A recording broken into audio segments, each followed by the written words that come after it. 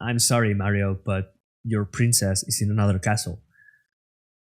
I don't know why I said, but actually, right.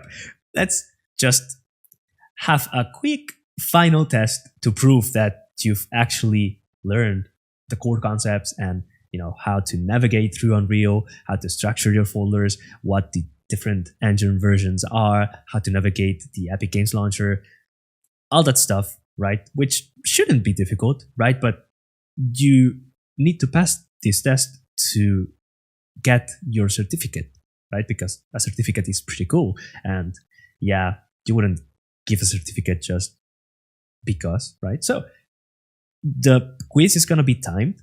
That means like maybe 5 to 10 minutes to take the quiz. It will be maybe like 30 questions, randomized, and you'll need a 90% score in order for you to pass the test. You can retake the test if you fail, but please try to just nail it down in the first try, because that will mean that you actually took like a part of the course and learned everything that there is to learn, and you paid attention. So yeah, good luck with the test.